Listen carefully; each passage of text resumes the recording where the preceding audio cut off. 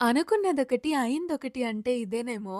Letter పికి నేను ఏవేవో plan చేసుకున్నా. కానీ ఆల్రెడీ ఇన్‌స్టాగ్రామ్‌లో స్టోరీ క్లియర్‌గా పోస్ట్ చేసినా సరే, చాలా మంది నన్నడుగుతున్నారు నా ఫోన్‌కేమైంది? ఎందుకు వీడియోస్ పోస్ట్ చేయట్లేదు అని. అందుకే letter P for phone repair. Matter ఏంటంటే రీసెంట్‌గానే నా ఫోన్ కింద పడింది. స్క్రీన్‌కి కానీ, స్క్రీన్ గార్డ్‌కి కానీ ఏం అవ్వలేదు. దాంతో పాటు ఫోన్ కూడా on అవ్వలేదన్నమాట.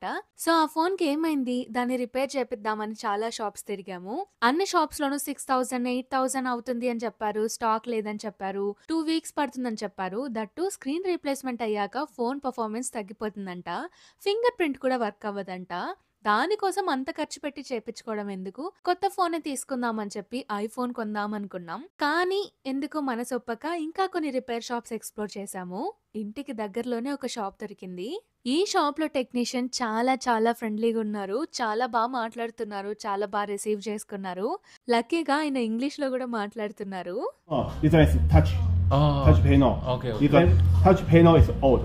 Oh. Yeah, this one is new one. Okay, okay. Yeah, because touch panel, one touch panel, one IC. Okay, okay. Yeah. New one. Within 2 days phone నీట్‌గా రెడీ చేసిచ్చేశారు. స్క్రీన్ గార్డ్ కూడా ఫ్రీగా వేసిచ్చారు. 2 months warranty ఇచ్చారు. ప్రస్తుతానికి కొత్త phone లాగా అనిపిస్తుంది.